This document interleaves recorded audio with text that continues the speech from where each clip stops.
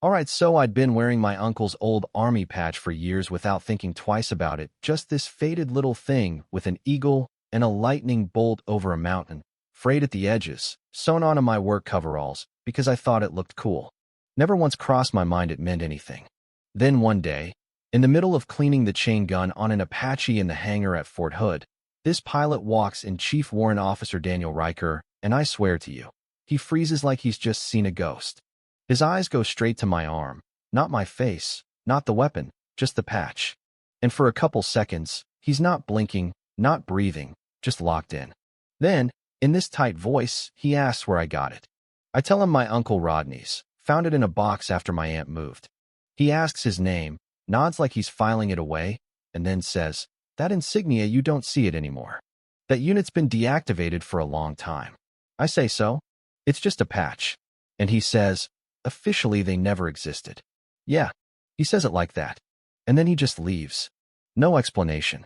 20 minutes later, his boots are back, and now he wants the whole story of how I got it. I tell him again, nothing special, and then he drops this. The unit was called Operation Red Lantern, not in public records. Most of the armies never even heard of it, and every single person who wore that patch is supposed to be dead. Like, excuse me?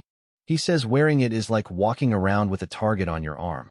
I laugh, because what else do you do when someone says something that insane, but he's not smiling? He tells me maybe I should take it off. I tell him not happening. It's family. And he says, then be aware of who's watching you. And here's where it got weird later that afternoon.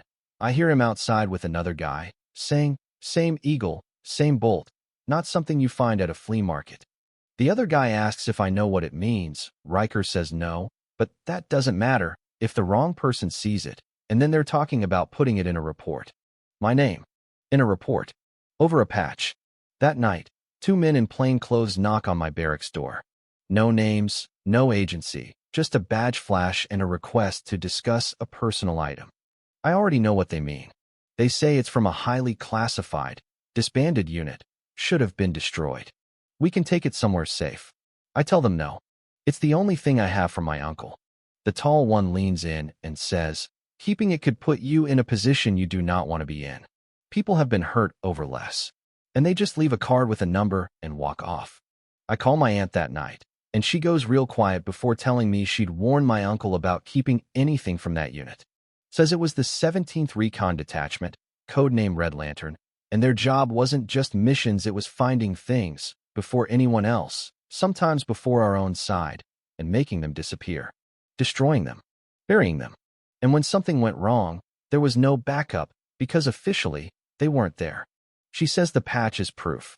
Proof the unit existed, proof my uncle survived long enough to bring something home. And if someone's after it, they don't want that proof floating around. She tells me to get rid of it. Next day, I start seeing this guy in a ball cap and sunglasses. Motor pool. Supply depot. PX. Always there, always just close enough. By the third time, my roommate Janelle notices too. He's following you, she says. We go to Riker, and he doesn't even pretend to be surprised. Says that's not random, that whoever's behind it isn't military police, they're outside the chain of command. He offers to take me off base to meet a civilian contact who knows the history, but we have to be quiet about it. That night, jeans and a hoodie, patch sewn to my sleeve. Slip out the back, into his truck, drive to this old diner off the highway. His contact, Patrick Sloan, walks in, wiry guy, silver hair at the temples, eyes like he's always calculating something. Says he served with my uncle, different operation, same unit. And when the mission ended, they erased everything, records, patches, even people. Says some would pay a lot for the patch, others would do worse.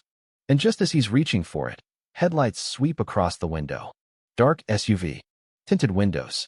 Driver in a ball cap. Sloan's voice drops, change of plan. Give it to me. I slide it over. He tucks it away and heads out the back.